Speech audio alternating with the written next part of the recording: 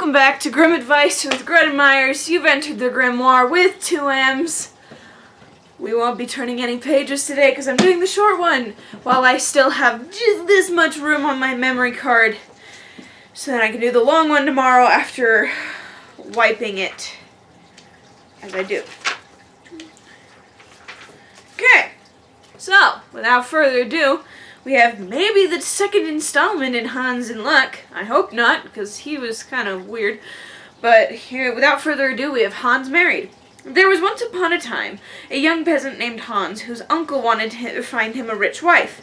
He therefore seated Hans behind the stove and had it made very hot. Then he fetched a pot of milk and plenty of white bread, gave him a bright newly coined farthing in his hand, and said, "Hans, hold that farthing fast, crumble the white bread into the milk, and stay where you are, and do not stir from that spot till I come back." "Yes," said Hans, "I will do all that." Then the wooer put on a pair of old patched trousers, went to a rich peasant's daughter in the next village, and said, "Won't you marry my nephew Hans? You will get an honest and sensible man who will suit you." The covetous father asked, "How is it with regard to his means? Has he bread to break?" "Dear friend," replied the wooer, "my young nephew has a snug berth, a nice bit of money in hand, and plenty of bread to break. Besides, he has quite as many patches as I have." And as he spoke, he slapped the patches on his trousers, but in that district small pieces of land were called patches also. "If you will give yourself the trouble to go home with me, you shall see at once all as I have said." Then the miser did not want to lose this good opportunity, and said, "If that is the case, I have nothing further to say against the marriage."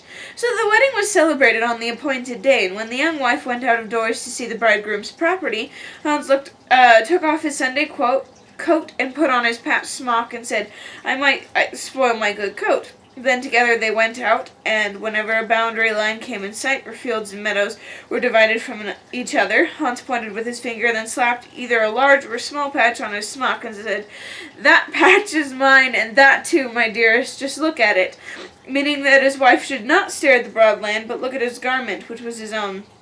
"Were you indeed at the wedding?"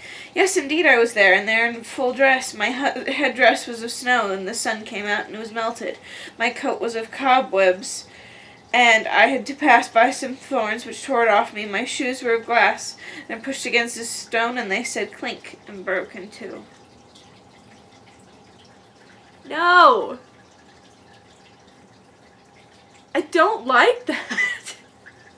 Because they're technically not lying.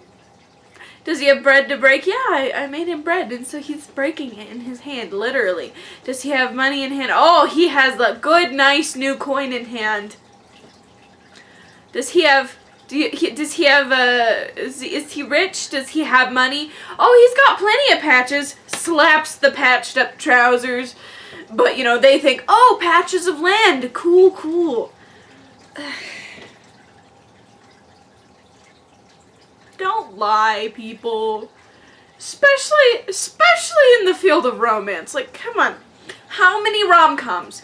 How many rom-coms are there that is entirely based off of a communication error, and then it gets to the point where they're like,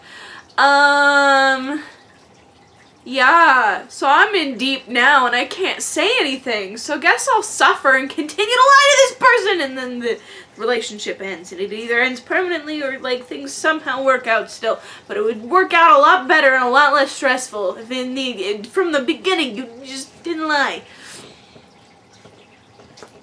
Don't lie. Don't be that one guy from the rom-com, or that one chick, or the dog, I don't know. But don't do it. Don't lie. It's not worth it. That's really all I have to say. Alright, my gremlins.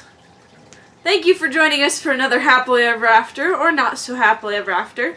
That's up for you to decide. What you decide is valid, because you're valid. You are. Either way, this is the end for this episode, so tune in later and we can learn more and turn a whole lot more pages tomorrow.